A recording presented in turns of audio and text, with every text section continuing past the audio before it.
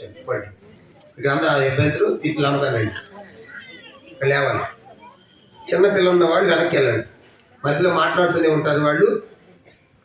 మన పిల్లలు మాట్లాడితే మనకు సంతోషం, మిగతా వాళ్ళందరికీ అభ్యంతరం. జ్ఞాపకం పెట్టుకోరు. మనకు సంతోషం, మన పిల్లలు ఆడుతూ ఉంటే అది మళ్ళీ ఆడుతానే జిమ్ జిట్టింగ్ టింగ్ అంటారు, మనకి బాగానే ఉంటుంది. కాబట్టి మిగతా వాళ్ళందరికీ అభ్యంతరం. కాబట్టి దయచేసి వెనకన కూర్చోండి.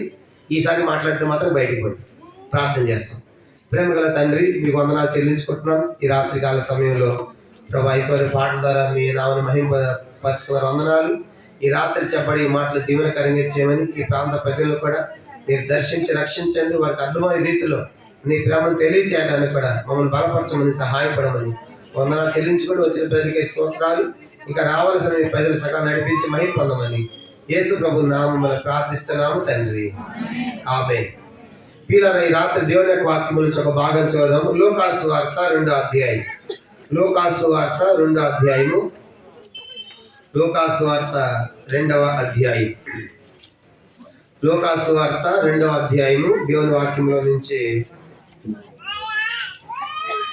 మనం గమనించామండి. 8, 9, 10 వచనాలు మనం చదువుకుంటాం. లూకాసు వార్త 2వ అధ్యాయము 8, 9, 10 వచనాలు మనం చదువుతాం. ఆ దేశంలో కొందరు గొర్రెల కాపర్లు పొలములో ఉండి రాత్రి వేళ తమ మందను కాచుకొనిచుండగా ప్రభు దూత వారి ఎదురుకు వచ్చి నిలిచెను. ప్రభు మహిమ వారి చుట్టూ ప్రకాశించినందున వారు మిక్కిలి భయపడింది. అయితే ఆ దూత భయపడుకుని, ఇదిగో ప్రజలందరికీ కలుగుబోవు మహా సంతోషకరమైన సువర్తమానము నేను మీకు తెలియజేయుచున్నాను. చదవండి 11. దావీదు పట్టణమందు నేడు రక్షకుడు మీ కొరకు పుట్టి ఉన్నాడు, ఈయన ప్రభు అయిన క్రీస్తు. కాబట్టి ఇది ప్రియులారా, క్రిస్మస్ అనగానే ప్రతిరోజు చెప్తా ఉన్నాను. 5 విషయాలు జ్ఞాపకం చేస్తున్నాను. క్రిస్మస్ అనగానే ఇది చిన్న పండుగ కాదు. క్రిస్మస్ అనే పండుగ ఇది చాలా పెద్ద పండుగ. ఎందుకంటే యేసు ప్రభు వారి ఒక్కరి జన్మ దాదాపు ప్రపంచంలో 200 దేశాలు తిరుగుతూ ఉంది. 200 దేశాల కంటే అధికమైన దేశాల్లో ఒక్కరి జన్మదినం జరగటం ఇది చిన్న పండుగ అంటారా? చూడండి, ఎవరిని పుట్టారనుకో మన ఇంటి వారి సంతోషం, మన వీధి వారికి, మన గ్రామం వారికి, మన మండలం, మన జిల్లా, మన రాష్ట్రం, మన దేశానికి సంతోషం. చూడండి, ఇక్కడ గాంధీ గారి జయంతి జరుపుకుంటాం. గాంధీ గారి జయంతి మన భారతదేశం. ఎందుకంటే ఆయన జాతి పిత, మహాత్ముడు, స్వాతంత్రం తెచ్చాడని. కానీ గాంధీ గారి జయంతి అమెరికాలో జరగదు. ఎక్కడ జరుగుతుంది? ఇది ఇండియా వరకు మాత్రమే పరిమితం. కనుక గాంధీ గారి జయంతి భారతదేశం అంతా జరుపుకుంటారు, కానీ అమెరికాలో జరగదు. అమెరికాలో అబ్రహాం లింకన్ అనేటువంటి ఒక గొప్ప వ్యక్తి ఉన్నాడు. ఆయన జన్మదినం కూడా అమెరికాలో జరుపుతారు. అమెరికా అంతటా ఆయన పుట్టినరోజు చేస్తారు, కానీ మన ఇండియాలో ఆయన పుట్టినరోజు మనము చెయ్యం. అంటే కొంతమంది జన్మదినాలు మనం గమనించామంటే కొందరి యొక్క జన్మదినాలు మనకేం జ్ఞాపకం చేస్తూ ఉన్నాయంటే ఆ ప్రాంతాలకు, ఆ దేశాలకు మాత్రమే పరిమితముగా మనకి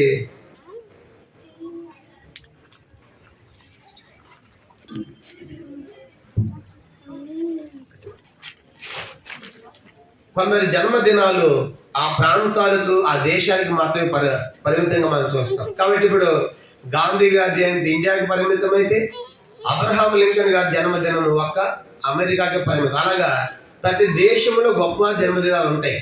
కానీ ఈ జన్మదినము, యేసు జన్మదినం ఒక ఇండియా కాదు, ఒక అమెరికా కాదు, ఒక ఆస్ట్రేలియా కాదు, ఒక లండన్ కాదు, ఇలా ప్రపంచంలో 150 కంటే అధికమైన కంట్రీస్, దేశాల్లో ఇలాంటి కూడికలు జరుగుతున్నాయంటే ఇది చాలా పెద్ద మహా పండుగ తెలియజేస్తా ఉన్నాం.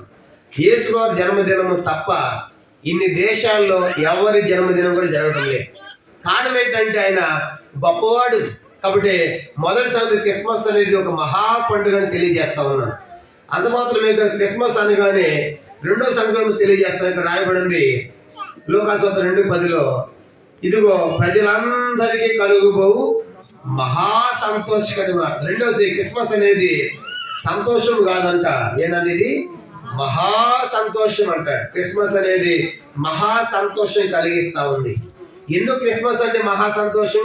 మంచిగా బిర్యానీలు చేసుకుంటారు, చికెన్లు చేసుకుంటారు, అందుకే సంతోషము అది కాదు. ఎందుకు మహా సంతోషం అంటే పరలోకమైనటువంటి దేవుడు, మహాకాశం కలిగిస్తే దేవుడు ఈ లోకానికి సామాన్యమైన మనిషికి దిగి రావటము ఎంత గొప్ప సంతోషం. ఆయన మన కోసం, మన పాప శిక్ష భరించడానికి మన పాపాన్ని తొలగించడానికి, క్షమించడానికి, మన శిక్ష తీసుకోవడానికి ఆయన దిగి రావడం ఎంత సంతోషం. సో మన మీద ఎవరైనా శిక్ష పడింది అనుకోండి, మన శిక్ష ఎవడన్నా భరించాడు అనుకోండి, ఎంత సంతోషం. అయ్యా నీకు చాలా వందనాలు, కనుక నన్ను తప్పించే విడిపించావంట. ఎందుకు సంతోషం అంటే, రెండవదిగా ఇది క్రిస్మస్ అనేది సంతోషం కాదు, ఇది మహా సంతోషం అనే విషయం కూడా రాయబడింది. మూడవది మత్తయి సువార్త 2:10 రాయబడింది, ఆ జ్ఞానులు ఆ శిశువును చూసి అత్యానంద భరితులే అని చూస్తాం. మూడో మాట క్రిస్మస్ అంటే మీకు తెలియజేస్తున్నా, ఇది ఆనందము కాదంట, అత్యానందము. చెప్పండి, క్రిస్మస్ అంటే మూడోది ఏంటి? అత్యానందం, కనుక అమితానందం. కారణం ఏంటంటే నిజంగా దేవుడు దిగి రావటం అనేది, కనుక మన కోసము దేవుడు మానవుడు అవడం అనేది, ఇది అత్యానందం అనేది మూడో విషయం తెలియజేస్తా ఉన్నాం. నాలుగవది క్రిస్మస్ అంటే ఇక్కడ రాయబడింది, ఇది చిన్న వార్త కాదు, మహాశుభవార్త అంటే. చెప్పండి, ఎలాంటి వార్త అంటే ఇది? మహాశుభవార్త, చాలా పెద్ద వార్త. అందుకే ఈ దూత చెప్పడానికి, ఈ బాబు ఈ వార్త చెప్పడానికి మనుషులు కాదు వచ్చింది, కనుక ఈ వార్త చెప్పింది ఎవరు? పరలోకం నుండి దూతలు దిగి వచ్చారు. కనుక దూతలు వచ్చి ప్రకటిస్తున్నారు, పాట పాడుతున్నారు. కాబట్టి ఇది చిన్న వార్త కాదు, ఇది పరలోకం నుండి దూతలు, భూలోకం నుండి పశువుల ప్రాకులు దిగి వచ్చి పాటలు పాడుతున్నారంటే, కనుక దూతలు దిగి వచ్చారంటే ఇది ఎంత చిన్నవా, ఇది ఎంత పెద్ద వార్త ఇది. కాబట్టి ఇది క్రిస్మస్ అనేది వార్త కాదు, ఇది మహా శుభవార్త అని తెలియజేస్తాను. ఆఖరిది క్రిస్మస్ అని కానీ చాలా మంది క్రైస్తవులు కాబట్టి వాళ్ళు పాడుకుంటున్నారు, ఇలా చెప్పుకుంటున్నారు అనుకుంటున్నారు. కానీ బైబిల్లో రాయబడింది, ఇది ప్రజలందరికీ కలుగబోవు మహాశాంతి. ప్రజలందరికీ, ఈ యొక్క యావత్ మానవాళి కోసము యేసు ప్రభువారు ఈ లోకానికి వచ్చాడు. యేసు ప్రభువారు అందరినీ ప్రేమిస్తున్నాడు. అందుకే బైబిల్లో రాయబడింది, యేసుక్రీస్తు అందరికీ ప్రభు. అందుకే చూడండి, ఏ దేశానికి వెళ్ళినా, ఏ ప్రాంతానికి వెళ్ళినా, కనుక యేసు ప్రభువుని నమ్మిన వారు ఉన్నారు. ఈ లోకంలో ప్రపంచంలో అత్యధికమైన జనాభా ఎవరంటే యేసు ప్రభువుని నమ్మిన వారి. ప్రపంచంలో ఉన్నతమైన ఫస్ట్ ప్లేస్లో ఉంది ఎవరంటే యేసు ప్రభువుని నమ్మిన వారు. యేసుని వెంబడించేవారు ఈరోజు లక్షల కోట్ల మంది ఉన్నారు. కానీ ఒక ఇండియా కాదు, దాన్ని చెప్పాను కదా ఇందాక. కానీ ప్రపంచం అంతట్లో, అన్ని ఖండాల్లో కూడా మనం చూసామంటే ఆయన వెంబడించేవారు, ఆయన నమ్మిన వారు, ఆయన సేవించేవారు లక్షల కోట్లలో ఉన్నారు. కాబట్టి ఆయన కారణం ఏంటంటే ఈయన అందరికీ సంబంధించిన విషయం రాత్రి మీకు తెలియజేస్తా ఉన్నాను. కానీ రాత్రి క్రిస్మస్ అంటే దేవుడే మానవుడిగా పుట్టడం. వాస్తవానికి దేవుడికి అసలు రూపం ఉండదు, దేవుడికి తారీఖు ఉండదు, దేవుడికి జన్మదినాలు ఏమి ఉండవు మనలాగా. కనుక మనకుండా జన్మదినం ఉంటుంది, కనుక మన జీవితంలో పుట్టినరోజు ఉంటుంది, వివాహ దినం ఉంటుంది, చనిపోయిన దినం ఉంటుంది, ఇంకా మధ్యలో ఫాదర్స్ డే అని, మదర్స్ డే అని ఎన్నెన్నో ఉన్నాయి దినాలు. కానీ దేవుడికి పుట్టినరోజు ఏమి ఉండదు, ఎందుకంటే ఆయన ఆది అంతము లేనివాడు. కానీ ఆల్ఫయు ఆయనే, ఒమేగయు అన్నాడు. ఆది ఆయన, అంతము ఆయన. నేను మొదటి వాడను, కడపటి వాడును, జీవించేవాడు. కాబట్టి ఆయనకి, దేవుడికి ఏం జన్మదినాలు మనలాగా ఉండవు. కానీ దేవుడు ఈ లోకానికి రావాల్సి వచ్చింది. కనుక కారణం ఏంటంటే చెప్పా కదా, దేవుడికి అసలు రూపము లేదు, స్వరూపము లేదు, మనలాగా మనిషి కాదు ఆయన. కనుక ఆయన ఆత్మస్వరూపి. దేవుడు ఎలాంటి వాడు? ఆత్మస్వరూపి, ఆత్మలో సంచరించేవాడు. ఒకేసారి అమెరికాలో ఉంటాడు, ఒకేసారి ఎక్కడ ఉంటాడు, ఒకేసారి ప్రపంచం అంతటి ఎక్కడైనా ఉండగలడు. ఆయన ఆత్మరూపి. ఆయన ఒక దేవాలయంలో పెట్టి ఇక్కడ దేవుడు ఉన్నాడంటే కష్టం, కనుక ఆయన దాంట్లో ఉండలేడు. అందుకే ఆయన అంటాడు, ఆకాశము నా సింహాసనం, భూమి నా పాదపీఠం. అంత గొప్ప దేవుడు ఆయన. ఈ రాత్రి అలాంటి దేవుడు, ఆ రూపము లేని దేవుడు, స్వరూపము లేని దేవుడు, ఆకారము లేని దేవుడు మనందరి కోసము ఈ లోకానికి రావాలి అని నిర్ణయం జరిగింది. కానీ మరి ఎలా రావాలి? కానీ మనుషుల మధ్య నివసించాలంటే ఏం చేయాలి? యోహాను సువార్త 1:1 రాయబడింది, ఆదియందు వాక్యము ఉండెను, వాక్యము దేవుని వద్ద ఉండెను, వాక్యమే దేవుడైంది. ఈ వాక్యమే దేవుడు. అందుకే మా చర్చెస్లో, మా మందిరాల్లో మరేమో పట్టాలు ఉండవు, విగ్రహాలు ఉండవు, సిలువ ఉండదు. ఎందుకంటే ఈ వాక్యమే దేవుడు. మా చేతుల్లో వాక్యమే. కానీ ఈ వాక్యమైన దేవుడు ఈ లోకానికి రావాలనుకున్నాడు, మనుషుల మధ్యలోకి రావాలనుకున్నాడు. మరి మనుషుల మధ్యలోకి రావాలంటే ఆయన కూడా ఏమవ్వాలి? ఆయన కూడా మనిషిగా కావాలి. అందుకే యోహాను 1:13-14 రాయబడింది, ఆ వాక్యము శరీరధారి అయి కృపాసత్య సంపన్నుడు మన మధ్య నివసించాడు. రూపము లేని దేవుడు, పుట్టినరోజులో దేవుడి లోకానికి దిగి వచ్చాడు. అదే క్రిస్మస్. కాబట్టి ఈరోజు ఆయన ఆత్మరూపిగా మన అందరి మధ్య సంచరిస్తూ ఉన్నాడు. అది రాత్రి దేవుని యొక్క వాక్యంలోంచి ఆయన ఎలా పుట్టాడు కనుక చెప్పే కదా, పుట్టక లేదానికి ఆయన తారీఖు లేదు, కానీ ఈ లోకంలో పుట్టాడు. ఎందుకు పుట్టాడో ఈ రాత్రి 7 సంగతులు మీకు జ్ఞాపకం చేయాలని కోరుతున్నాను. మొట్టమొదటిది లోకాసు వార్త 2వ అధ్యాయం చూడండి.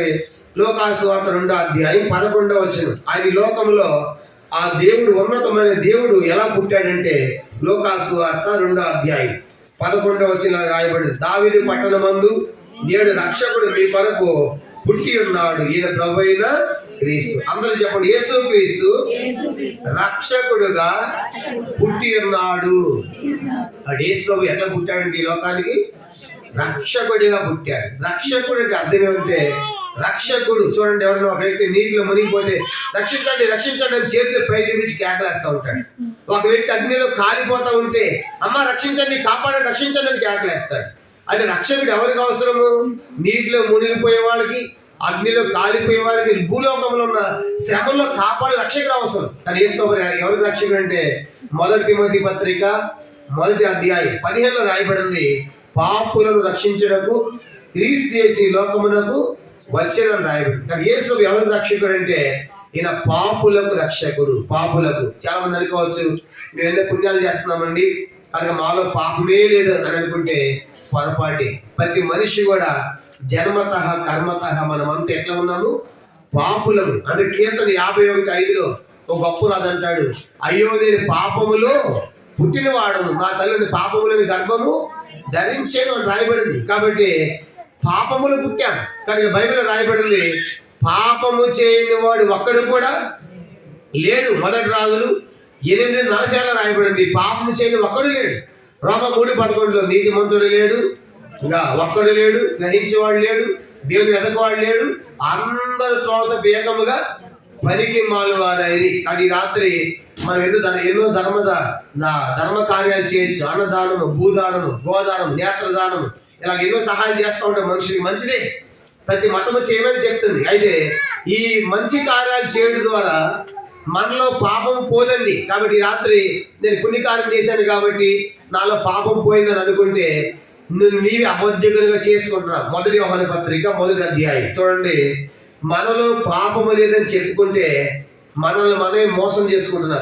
1 యోహాను పత్రిక 1వ అధ్యాయం నేను చదువుతాను 10వ వచనం.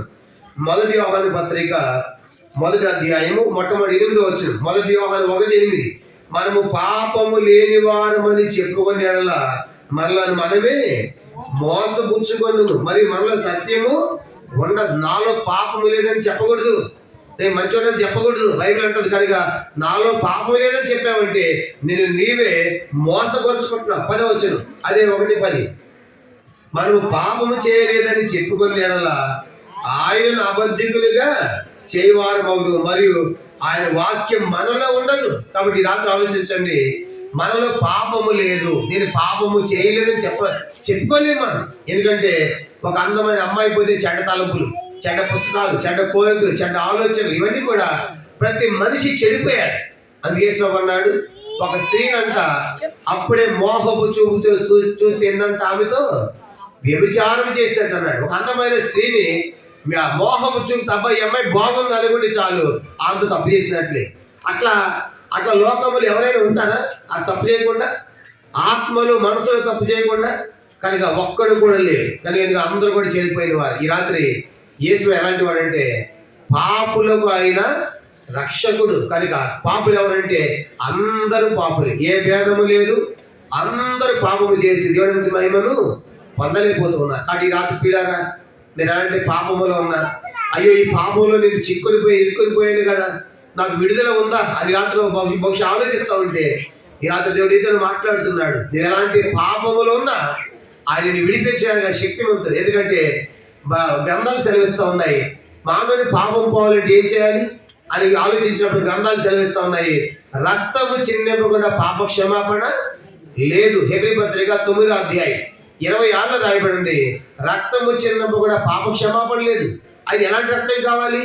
హెబ్రీ 10:4 ఎడ్ల యొక్కయు మేకల యొక్కయు కోళ్ళ యొక్క రక్తం మానవుని పాపం తీసివేయక అసాధ్యం. కాబట్టి అందుకే మనం ఎడ్లు అర్పిస్తున్నాం, కోళ్ళు అర్పిస్తున్నాం, ఆ రక్తం ద్వారా మా పాపం పోతుంది అనుకుంటున్నాను. కానీ బైబిల్ సెలవిస్తా ఉంది, ఎడ్ల యొక్క కోడల యొక్క మనుషుల యొక్క రక్తం పాపములను తీసివేయాలి. అందుకే ఆ దేవుడి లోకల్ పాపం లేనివాడిగా కన్యమరి గర్భములో జన్మించాడు.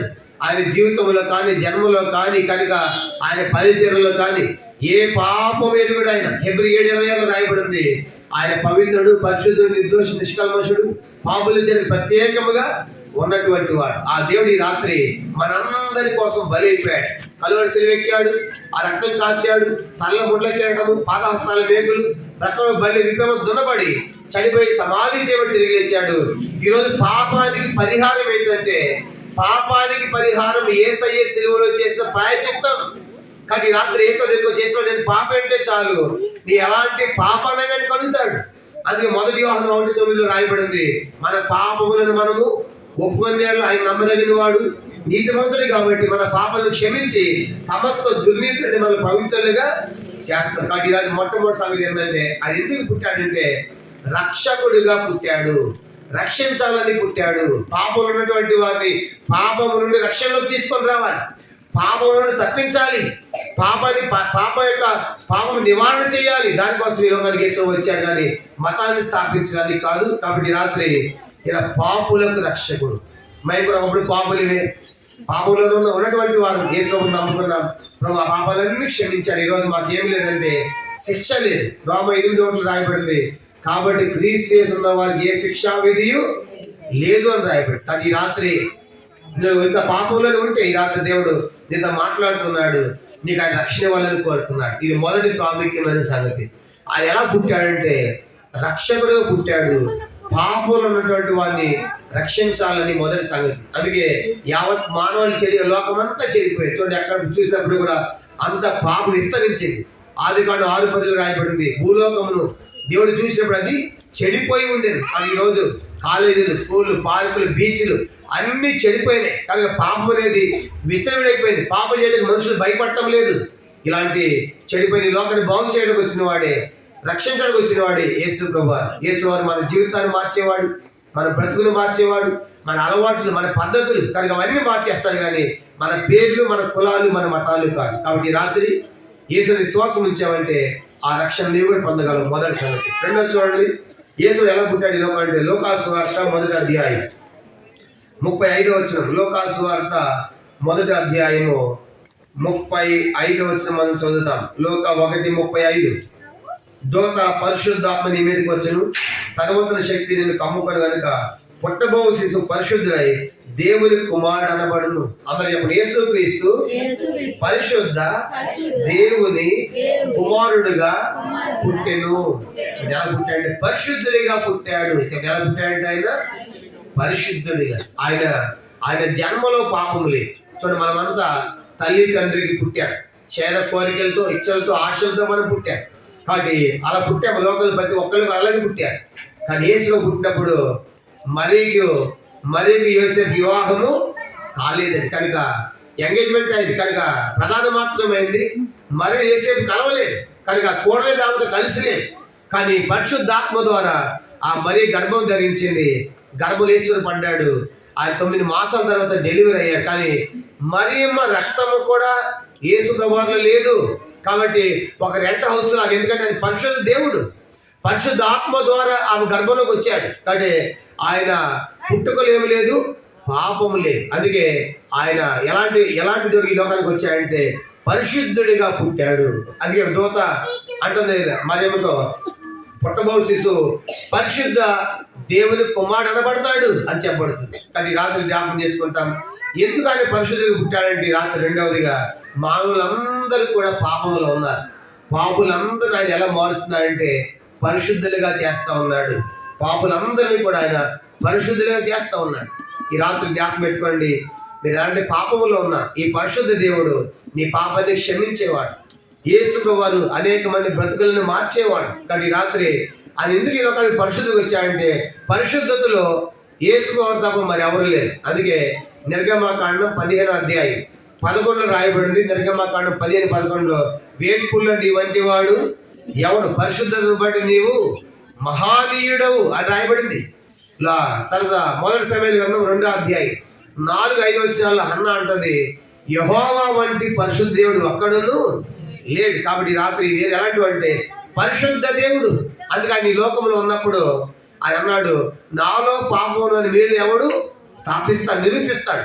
ఎవడు నిరూపించలేకపోయాడు యేసువారి జీవితం. అంత పరిశుద్ధుడిగా ఆయన జన్మించాడు, జీవించాడు, చనిపోయాడు. అందుకే యేసయ్య రక్తం మాత్రమే మన పాపాన్ని కడుగుతుంది. ఇది రెండవ ప్రాముఖ్యమైన విషయం. కాబట్టి ఆయన ఈ లోకానికి పరిశుద్ధుడిగా వచ్చాడు. ఈ రాత్రి యేసుని నమ్మిన వాళ్ళందరూ ఏం చేస్తారంటే వాళ్ళకి పరిశుద్ధులు అని పేరు. యేసుని నమ్మిన వాళ్ళకి ఏమని పేరు? పరిశుద్ధులు. ఒకప్పుడు పాపలే, ఇప్పుడు ఆ రక్తంలో కడగబడితే యేసయ్యని నమ్ముకుంటే, అందుకే పౌలు కొరింథీయుల పరిశుద్ధులు, గలతీయుల పరిశుద్ధులు ఏమైపోయారు? వాళ్ళు పాపాన్ని కడుక్కున్నారు, పరిశుద్ధులు అయిపోయారు. ఈ రాత్రి యేసు ఉచితముగా పరిశుద్ధ జీవితాన్ని ప్రసాదించేవాడు. మన పాపం అంతా కడిగి మనకు పరిశుద్ధ జీవితాన్ని ప్రసాదించేవాడు. కాబట్టి ఈ రాత్రి ఆయన నమ్మేవంటే మనం పరిశుద్ధులు, నీతిమంతులు అయిపోతాం. ఒక తాగుబోతు మందిరానికి వచ్చాడు. మందిరానికి వచ్చిన తర్వాత అందరూ వాగ్దానాలు తీసుకుంటామంటే అతడు వెనకాల ఉన్నాడు. అతడు వాగ్దానం తీసుకున్నాడు. అతనికి ఏం వాగ్దానం ఇచ్చాడు? ఫుల్గా తాగుతాడు అనమాట, తాగుబోతు. అలాంటి వ్యక్తి చర్చలో కూర్చున్నాడు. ఏదో అందరూ కార్డులు ఎత్తున్నారు 31కి, మనం కూడా కార్డు తీసుకుందామని వాళ్ళు కార్డు తీసుకున్నాడు. అందరికి రకరకాల వాగ్దానాలు వచ్చాయి. అతను ఏ వాగ్దానం వచ్చిందంటే, ఈ తరము వారిలో నీవే నీతిమంతుడు అన్నాడు. చూడండి, నేను నీతిమంతుడు, తాగిపోతే మారిపోయాడు. కాబట్టి ఆ వాక్యం రాగానే యేసును నీతిమంతుని మారుస్తావా, నా నీతిమంతుని చేస్తావా అని చెప్పేసి ఆ తాగుబోతు ఏమైపోయాడు? మారిపోయాడు. చూసారు? కాబట్టి నా దేశం ఎలాంటి వాడంటే ఉచితముగా నీతిమంతులు చేస్తాడు. రామ 5:9 అదే రాయబడింది. ఆయన రక్తము ద్వారా ఉచితముగా నీతిమంతులు అయిపోతాం. కాబట్టి రెండవదిగా నీ లోకానికి ఎందుకు వచ్చాయంటే పరిశుద్ధులుగా చేయాలని వచ్చాడు. కానీ పరిశుద్ధులు. కాబట్టి రాత్రి ఆ పరిశుద్ధ జీవితం ఈ దేశంలో నమ్మిన తర్వాత మాకున్నటువంటి చుట్ట, బీడి, సిగరెట్, మందు ఏమైతే ఉన్నాయో అవన్నీ యేసు వారు తొలగించాడు. ఈరోజు మాకు ఎలాంటి జీవితం అంటే పరిశుద్ధమైన జీవితం చూసారు. కాబట్టి మీలాగా లోకంలో ఉన్న అలవాట్లు మాకు కూడా ఉన్నాయి. యేసుని నమ్మిన తర్వాత మాకు అవన్నీ తీసివేశాడు. కానీ ఈరోజు ఏంటంటే చుట్ట పోయింది, బీడీ పోయింది, సిగరెట్ పోయింది, మందు పోయింది, అవన్నీ తొలగించాడు. కనుక ఒక పరిశుద్ధంగా జీవించడానికి ప్రభు సహాయపడుతున్నాడు. దానికోసం ఈ లోకానికి వచ్చాడు, మనిషిని మార్చాలని. దేవుడి రెండో ప్రాముఖ్యమైన విషయం. మూడోది చూడండి, ఆయన లోకానికి ఎలా పుట్టాడంటే యోహాను సువార్త 18వ అధ్యాయం. యోహాను సువార్త 18వ అధ్యాయము 37-38 వచనాలు కలిసి ఉన్నాయని నేను చదువుతాను. యోహాను సువార్త 18వ అధ్యాయం 37-38 వచనాలు కలిసి ఉన్నాయి, నేను చదువుతున్నాను. అందుకు పిలాతు, నీవు రాజువా అని ఆయన అడుగుగా, యేసు, నీవు అన్నట్టు నేను రాజుని, సత్యమును గురించి సాక్ష్యం ఇచ్చినట్టు నేను పుట్టిదిని, ఇందు నిమిత్తమే ఈ లోకమునకు వచ్చేదిని, సత్య సంబంధిని ప్రతివాడు నా మాట వినును అని. అందుకు పిలాతు సత్యమనగా ఏమిటని ఆయనతో చెప్పాను. అందరూ చెప్పండి, యేసుక్రీస్తు సత్యమును గూర్చి సాక్ష్యం ఇచ్చుటకు పుట్టెను. అంటే మూడవది, ఆయన ఎందుకు పుట్టాడు ఈ లోకంలో? సత్యముగా పుట్టాడు. సత్యముగా అంటే మనుషులందరూ కూడా అసత్యములో ఉన్నారు. ఒక పద్యం ఉంది కనుక, అసతోమ సత్యమయ, తమసోమ జ్యోతిర్గమయ, మృత్యోమ అమృతంగమయ అని ఒక శ్లోకం ఉంది. దాని అర్థం ఏంటంటే, ఓ దేవా, నేను అసత్యములో ఉన్నాను, నన్ను సత్యములోనికి నడిపించు. నేను చీకటిలో ఉన్నాను, నన్ను వెలుగులోకి నడిపించు. నేను మరణములో ఉన్నాను, నన్ను జీవంలోనికి నడిపించు. యేసు ఎవరంటే అసత్యములో నుండి సత్యములోకి నడిపించేవాడు. అందుకే ఆయన అన్నాడు, నేనే మార్గమును, నేనే సత్యమును, నేనే, నా ద్వారా తప్ప ఎవరు తండ్రి వద్దకు రాడు. యోహాను 17:17 నీ వాక్య సారాంశము సత్యము అంటాడు. దేవుని యొక్క వాక్యం సత్యం, ఆయన మాట సత్యం. అందుకే ఒక పాట ఉంది, ప్రభు యేసే సత్యమయ, ప్రభులోనే స్వతంత్రమయ. ఈ రాత్రి ఎవరండి? ఈయన సత్యమైన దేవుడు. మొదటి యోహాను పత్రిక 5వ అధ్యాయం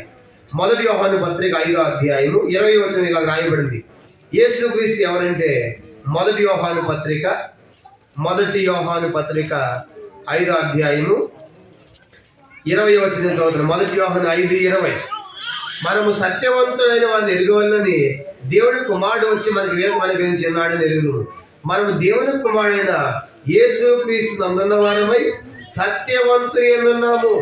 ఆయన నిజమైన దేవుడు, నిత్య జీవమై ఉన్నాడు. యేసుక్రీస్తు అని ఉండడము సత్యమునందు ఉండడం. అది యేసు వారు నిజమైన దేవుడు, ఆయన నిత్య జీవమైన దేవుడు. ఈ రాత్రి మూడవదిగా జ్ఞాపకం చేసిన మూడవ మాట ఏంటంటే ఈయన సత్యమైన దేవుడు. కాబట్టి ఆయనలోనే సత్యం, ఆయన మాటలు సత్యం. కాబట్టి ఆయన ప్రేమ సత్యమైన ప్రేమ చూపించాడు. కాబట్టి ఈ రాత్రి జ్ఞాపకం చేస్తున్నాం, నేను ఈ లోకాన్ని ఎందుకు వచ్చానంటే నేను సత్యమును గురించి సాక్షి ఇవ్వడానికి పుట్టాను అన్నాడు. కాబట్టి ఈరోజు యేసు నమ్ముడు ద్వారా మనము సత్యవంతుని యందు ఉంటాం.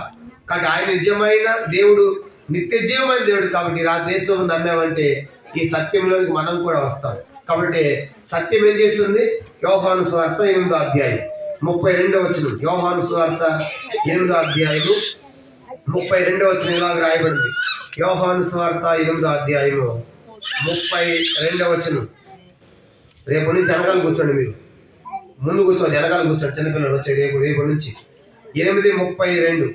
అప్పుడు సత్యము మిమ్మల్ని స్వతంత్రులుగా చేయనని చెప్పాను.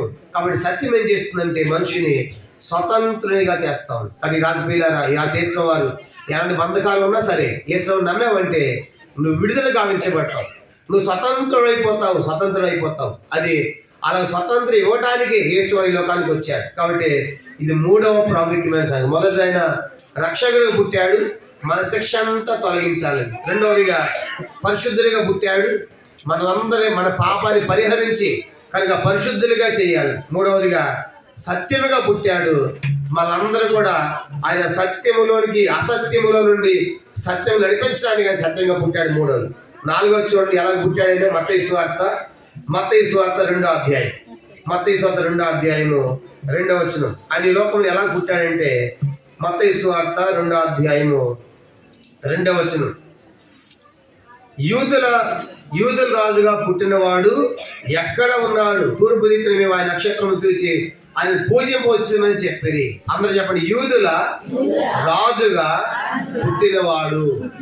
4వ దేశం ఎట్లా పుట్టాడు? ఈ లోకంలో యూదుల రాజుగా పుట్టాడు. అందుకే పాప జ్ఞానులు ఆ రాజు కాబట్టి రాజు ఎక్కడ పుట్టుండాలి? రాజుకి అంతపురంలో పుట్టుండాలి. అప్పుడు రాజు ఎవరంటే ఆ దేశానికి హేరోదు. చెప్పండి, అప్పుడు రాజు ఎవరు ఆ దేశానికి? హేరోదు. కాబట్టి ఇప్పుడు యేసు ఎక్కడ పుట్టుండాలి? హేరోదు యొక్క బంగ్లాలో.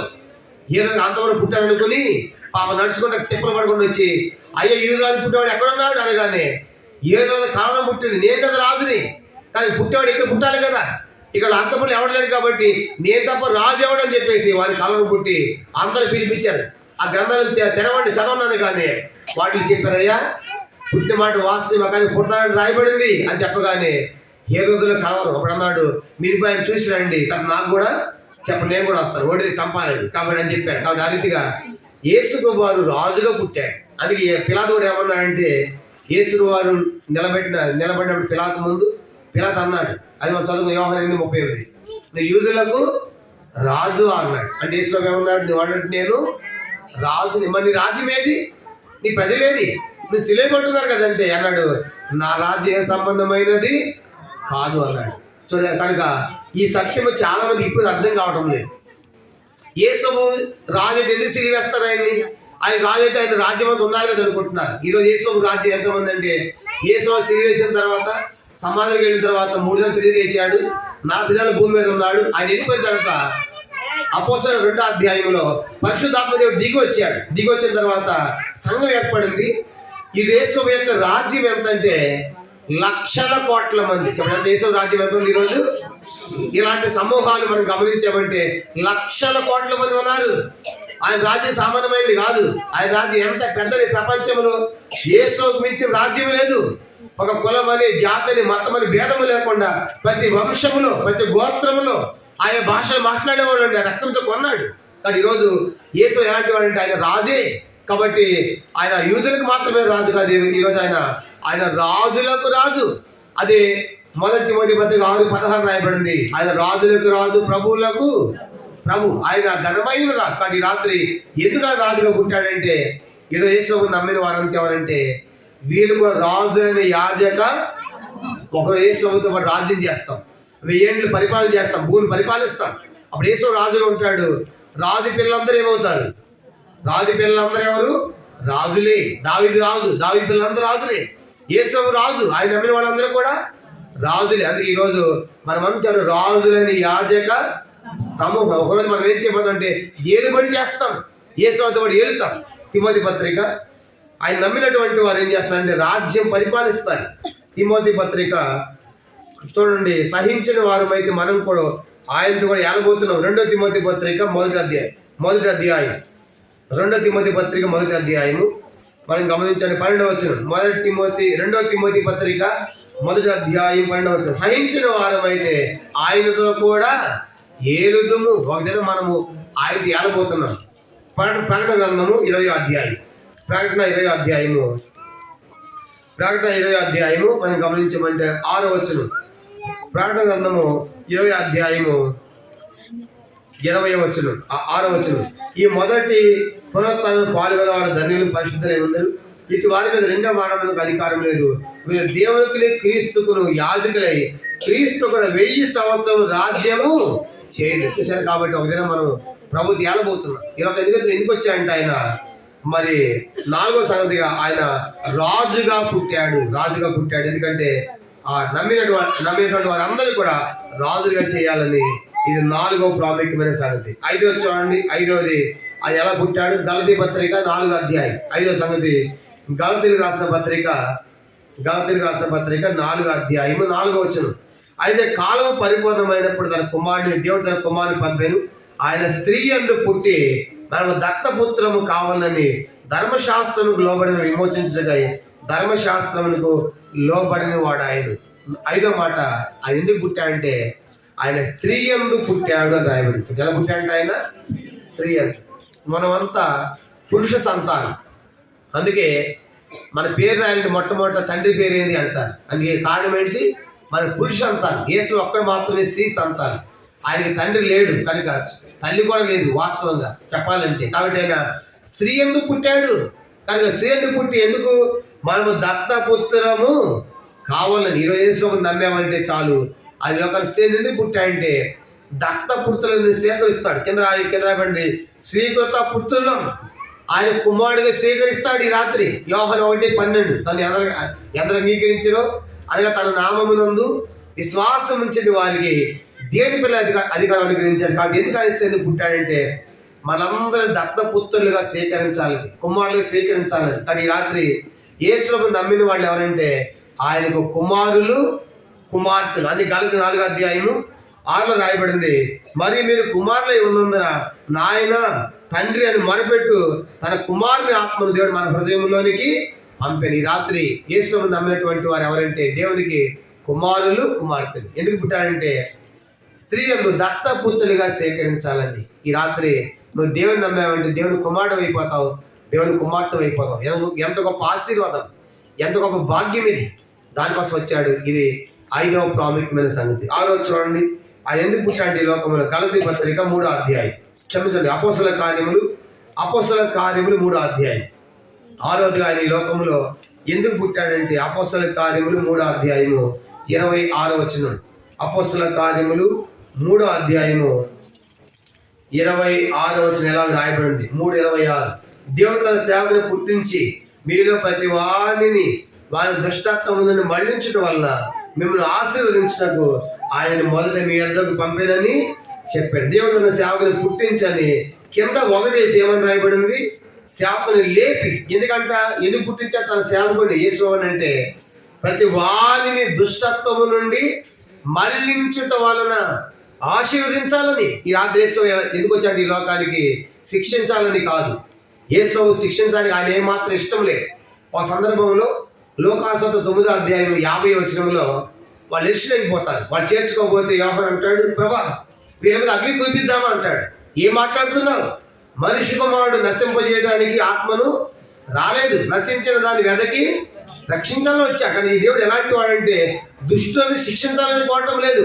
ఈ రాత్రి ఎలాంటి పాపములు ఉన్నా, ఎలాంటి దుర్మార్గతలు ఉన్నా ఈ రాత్రి నీ దుష్టతను మళ్లించాలని, ఆస్వాదించాలని కోరుతున్నాడు దేవుడు. కనుక ఒక దుష్టుడు నశించాలని దేవుడు ఎప్పుడు కోరుకోవట్లా.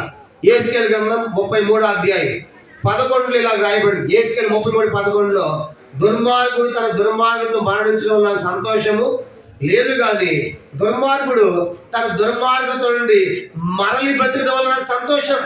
ఈ రాత్రి దేవుడు ఏమని కోరుతున్నాడంటే దుర్మార్గుడు నశించాలని కోరడం లేదు. ఈ రాత్రి ఎలాంటి దుర్మార్గతలు ఉన్నా యేసు పాపేళ్ళు మనసు మార్చుకుంటే, బ్రతుకు మార్చుకుంటే చాలు, నిన్ను ఆశీర్వదిస్తాడు, ఆయన ఆశీర్వదిస్తాడు. కానీ ఆయన దేవుడు ఎలాంటి వాడు అంటే ఆయన ఆశీర్వాదానికి కర్త. ఆశీర్వాదం ఆయన దగ్గర సమృద్ధిగా ఉంది. కాబట్టి ఈ రాత్రి ఎలాంటి పాపులైనా ఆయన ఆస్వాదించాలని కోరుతున్నాడు. ఇది 6వ ప్రాముఖ్యమైన సంగతి. పిల్లారా, కానీ దేవుడు ఎలాంటి వాడంటే మన దుష్టత్వములను మళ్ళించి మనల్ని ఆశీర్వదించాలని వచ్చాడు. కానీ అందుకే మనకు ఆస్వాదం కావాలంటే మనమంతా పాపం చేశాం, కాబట్టి మనమంతా శాపగ్రస్తులం. కానీ మరి ఈ శాపగ్రస్తుల మానవుడికి ఆస్వాదం ఎలా దొరుకుతుంది అని గలతీ పత్రిక 3వ అధ్యాయం 13 ఇలా రాయబడింది. గలతీ 3:13 ఆత్మను గూర్చిన వాగ్దానము విశ్వాసం లభించినట్లు అబ్రాహాము పొందినటువంటి ఆశీర్వచనం మన కలుగుటికై క్రీస్తు మన కోసమే శాపమై మన ధర్మశాస్త్రమైన శాపము నుండి విమోచించాడు. ఇందులో గురించి రాయబడింది ఏమనగా, మ్రాని మీద వేలాడిన ప్రతివాడును శాపగ్రస్తులను రాయబడింది. యేసు వారు మన కోసము ఆ సిలువ ఎక్కాడు, మన శాపాన్ని ఆయన భరించాడు, ఆయన ఆశీర్వాదం మనకు అనుగ్రహించాడు. ఈ రాత్రి యేసు చేసిన గొప్ప త్యాగం ఏంటంటే లోపల పుట్టడమే కాదు, మనందరి శిక్ష ఆయన మీద మోపబడింది. అందుకే ఇదిగో లోక పాపను మోసుకొని పో దేవుని గొర్రెపిల్లగా ఆయన ఈ లోకానికి వచ్చాడు. కనుక మనంతా ఉగ్రత, మన పాపమంతా, మన శాపమంతా ఆయన మీద మోపబడింది. ఆ రీతిగా శాపగ్రస్తుడి శిలువలో చనిపోయాడు. ఆయన ఆశీర్వాదం మనకు అనుగ్రహించాడు. కానీ రాత్రి దేవుడు ఎలాంటి వాడంటే మనం ఆశీర్వదించేవాడు, మన దుష్టత్వాన్ని, మన దుర్మార్గతను పారదోలేవాడు. కానీ ఇది 6వ ప్రాముఖ్యమైన సంగతి. 7 దాకా మనం చూద్దాం. దేవుడు లోకానికి ఎందుకు వచ్చాడంటే, ఎలా పుట్టాడంటే చూడండి, యోహాను సువార్త 3వ అధ్యాయం 16వ వచనం. ఆఖరి 7వది లోకానికి ఆయన ఎలా పుట్టాడంటే యోహాను సువార్త 3వ అధ్యాయము 16వ వచనం మనకు బాగా తెలుసు. యోహాను 3:16 దేవుడు లోకమును ఎంతో ప్రేమించెను కాగా ఆయన అద్వితీయ కుమారుడిగా పుట్టినవాని యందు విశ్వాసం నుంచి ప్రతివాడును నశింపక ద్వితీయ పొందట్లు ఆయనను అనుగ్రహించెను. ఈ రాత్రి ఆఖరిగా దేవుడు ఎలా పుట్టాడంటే అద్వితీయ కుమారునిగా పుట్టాడు.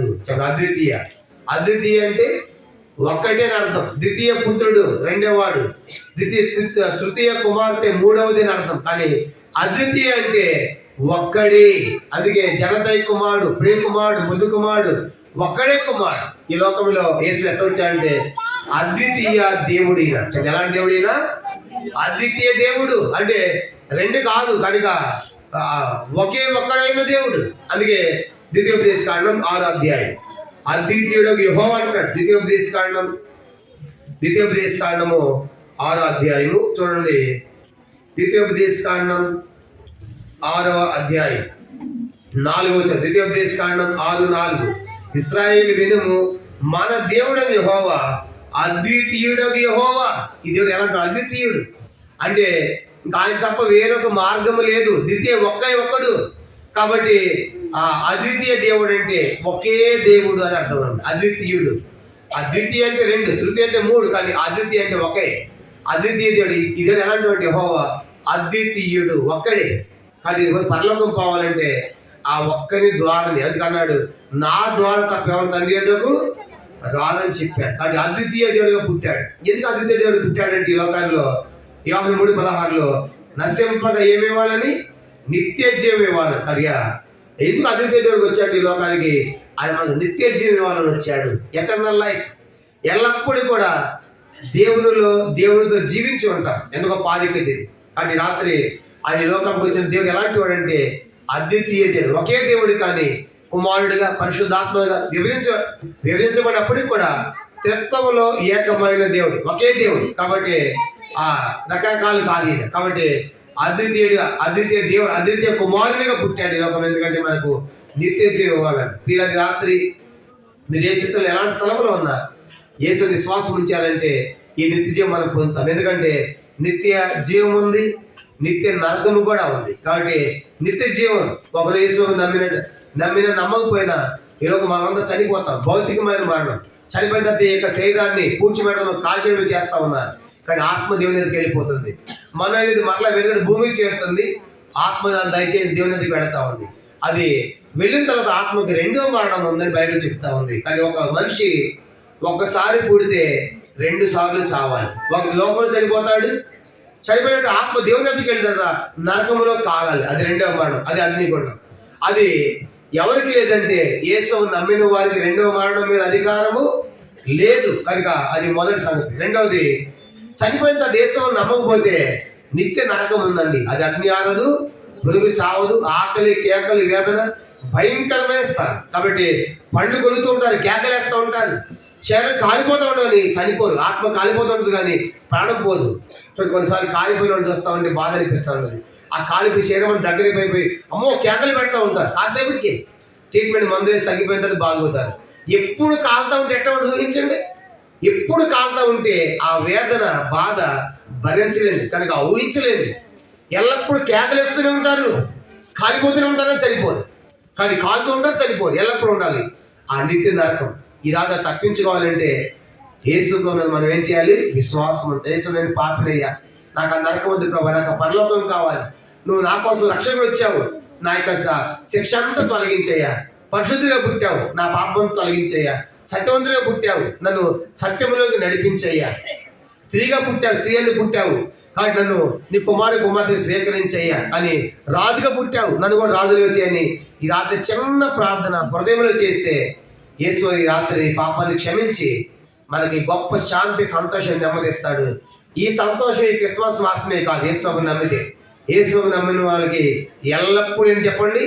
సంతోషమే. యోహాను 16:2 చెప్పాడు, ఈ సంతోషం ఎవడు మీ యొద్ద నుండి తీసే. అలాంటి సంతోషం ఈ రాత్రి నీకు కావాలంటే నేడే ప్రదేశం విశ్వాసం ఉంచండి.